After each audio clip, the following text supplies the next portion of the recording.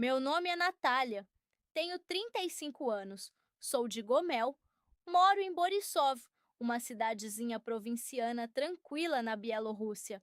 Aqui todo mundo se conhece. As fofocas se espalham mais rápido que a enchente da primavera e qualquer bobagem pode virar acontecimento. Com Vitali estamos casados há quase 6 anos. Ele é 10 anos mais velho, homem sensato, contido. O filho dele, do primeiro casamento, Artyom, mora conosco desde o último verão. O rapaz tem 18 anos, é quieto, educado, um pouco distante, mas me trata sempre pelo nome e patronímico, com respeito. Eu tenho uma filha do primeiro casamento, Dasha. Ela tem 11 anos. Parece uma família comum, mas às vezes eu sentia que éramos estranhos, uns para os outros, morando na mesma casa. Era começo de junho. O ar quente já não cheirava a fumaça de fogão a lenha.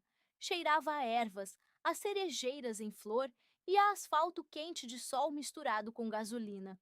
Estávamos nos preparando para uma viagem curta perto de Lepel, onde a irmã de Vitali tem uma casinha à beira do lago. Eu sugeri levar minha amiga Ksiusha. Ela é como uma irmã desde a infância, leve, sempre pronta, com uma risada que nunca apaga. Ela aceitou na hora. A manhã foi preguiçosa. Coloquei um vestido leve de algodão com amarração na cintura que marcava bem a silhueta e deixava as pernas um pouco mais à mostra do que seria adequado para uma saída em família. Sandálias de salto baixo e plataforma pequena, confortáveis, mas bonitas. Cabelo preso num coque desleixado, com algumas mechas soltas de propósito. Óculos escuros e meu perfume favorito de lavanda. Eu me sentia como atriz de filme soviético antigo. A viagem durou umas 2 horas. Dasha se divertia no banco de trás. Artyom folheava algo no celular em silêncio. Kisiusha falava sobre os tênis novos e Vitali dirigia concentrado como sempre. Chegamos, arrumamos tudo. Piquenique, banho no lago, risadas, gritos e chá à beira d'água. O dia passou como um sonho. No caminho de volta começaram os problemas. O sol já estava se pondo e percebemos que alguém ia ter que viajar sem lugar próprio. Éramos 6 na carro e só 5 assentos. Vitali teve a ideia genial. Natasha, senta no colo do Artyom, disse ele, como se fosse a coisa mais normal do mundo. Eu congelei, mas o que fazer? Ksiusha não cabia na frente. Vitali não gosta de estranhos perto. Dasha queria ficar na janela de trás e Ksiusha já ocupava o banco da frente. Assenti, tentando não demonstrar nervosismo. Artyom já estava sentado reto, sem olhar para mim. Sentei com cuidado, ajeitei o vestido, coloquei uma toalha por baixo, supostamente para não sujar o banco. Mas, na verdade, era para manter alguma barreira entre nós.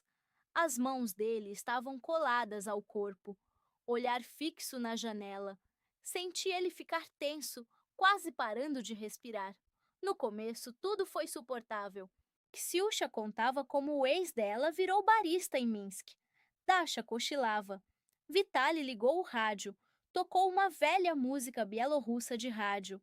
Passávamos por campos onde o verde ainda estava crescendo e o céu ganhava tons de morango ao pôr do sol.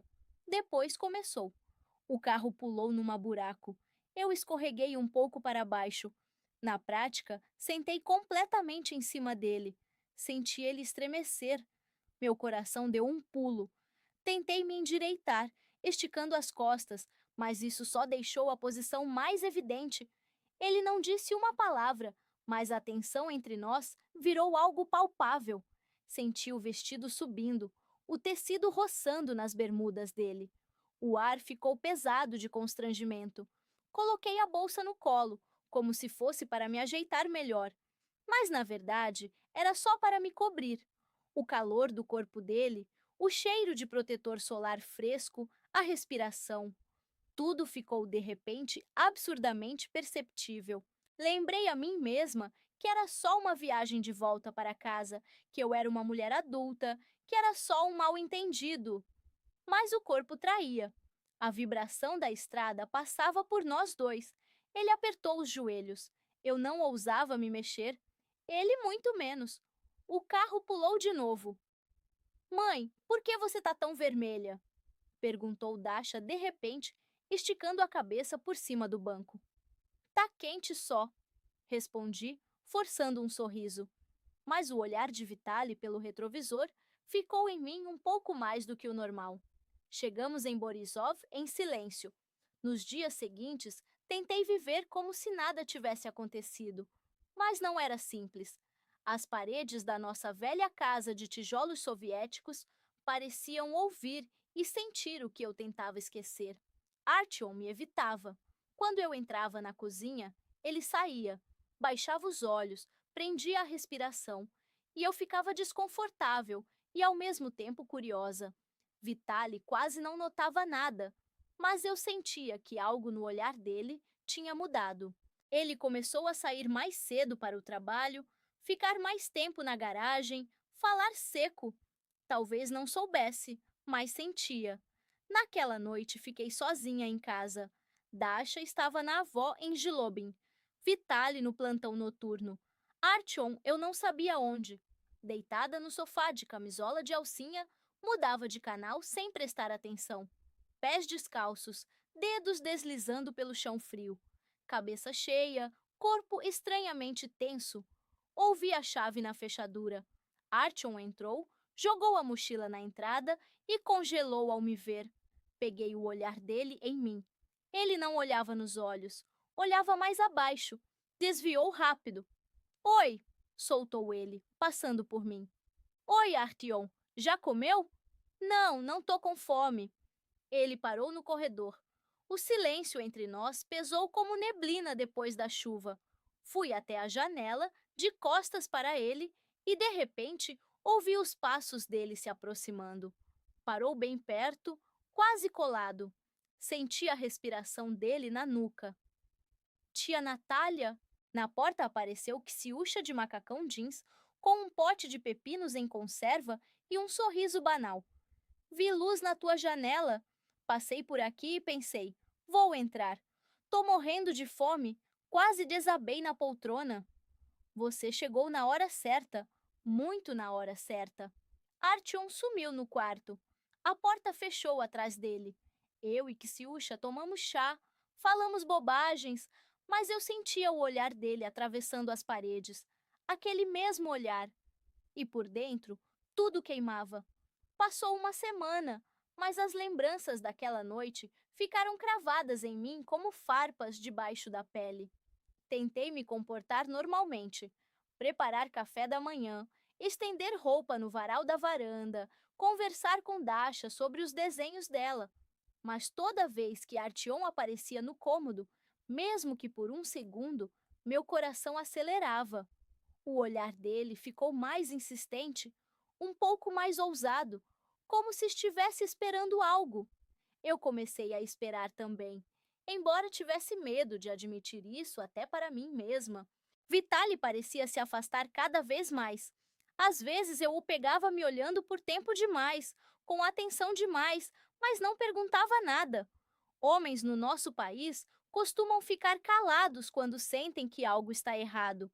E esse silêncio é mais pesado que qualquer briga.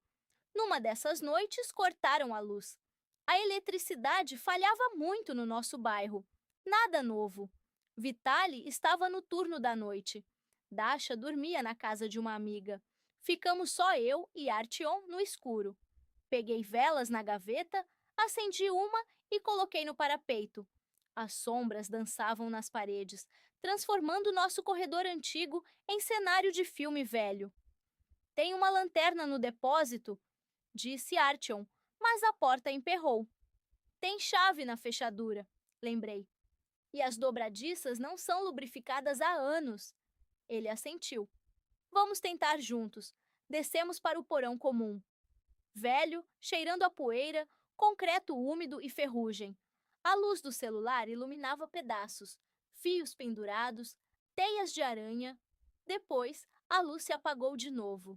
O coração batia como se eu fosse uma adolescente em prova final. O rosto queimava. Eu sabia que ele estava olhando. Sentia na pele. Esse jogo perigoso, quase louco, me deixava louca. Depois, silêncio. Ele saiu ou ficou.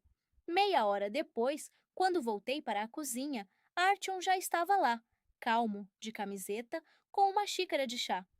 Boa noite, disse ele. Boa noite, respondi, tentando não tremer na voz. Sentamos frente a frente. Ele ergueu os olhos e demorou. Eu também. Você tá diferente, disse ele. E você tá muito observador.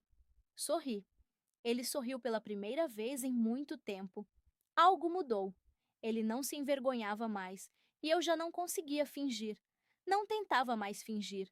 Tudo ficou óbvio demais, insistente demais. E não falávamos sobre isso. Era isso que tornava tudo mais assustador. Não era romance, era febre. Na noite em que Artyom me olhou pela fresta da cortina, parei de ter medo dele, e ele parou de me evitar. Nós circulávamos um ao outro como gato e gata, trancados no mesmo cômodo. Olhar por olhar, toque casual, respiração na cozinha quando eu me abaixava para pegar uma panela e ele passava perto demais. Já não era inocente, era intencional e perigoso. Vitali sentia. Eu via como ele encontrava mais pretextos para ficar no trabalho. Não porque acreditasse em mim, mas porque não queria olhar nos meus olhos, porque suspeitava, porque tinha medo de saber a verdade. Ele ficou frio, sem tentativas de aproximação, sem abraços, sem beijos. Parecia ter desaparecido na própria sombra dentro de casa. Numa dessas noites, quando Dasha já dormia e Vitali tinha ido para o plantão como sempre, saí para a varanda. Estava de robe de seda escuro e meias de lã macias. Lá fora estava fresco, mas eu precisava de ar puro. Fiquei olhando o pátio, respirando o cheiro de árvores úmidas depois da chuva. Passos atrás de mim. Nem precisei me virar. Sabia quem era. Você faz isso de propósito? Perguntou ele baixinho, com rouquidão na voz. E você? Respondi sem virar. Silêncio. Ele se aproximou mais. Senti o calor do corpo dele. Não aguento mais. Tô enlouquecendo, disse ele. Virei devagar. Nossos rostos ficaram perto demais. Você quer que eu vá embora? Sussurrou ele. Fechei os olhos. Tudo dentro de mim desabou. Tarde demais. Artyom, você já está aqui? E nesse instante, som da porta. Forte, seco, porta da frente. Nós dois viramos, passos firmes, pesados. Natália! Vitali voltou mais cedo. Corri para o quarto, ajeitei o cabelo, coração batendo como se fosse explodir. Artyom sumiu no quarto dele. Porta bateu. Vitali entrou em silêncio, largou a bolsa, me olhou longamente, penetrante. Você está sozinha? Perguntou com um tom que me deu calafrio na espinha. Claro, respondi rápido demais. Ele ficou calado, depois se aproximou. Então por que a porta do quarto dele está trancada por dentro? O mundo balançou. Não sabia o que dizer. Mãos tremendo. Voz sumida. Você acha que eu não vejo nada? Disse ele calmamente. Não sou idiota, Natália, mas eu queria acreditar. Queria acreditar que era só imaginação. Ilusão. Tentei falar algo. Ele recuou. Não, não fala. Eu entendi tudo. Foi até a porta do quarto de Artyom, bateu 2 vezes. Abre. Não houve resposta. Vitali apertou os punhos, depois virou para mim. Amanhã vocês dois saem dessa casa. E foi para a cozinha. Ouvi ele abrindo uma garrafa, bebendo em silêncio. Fim.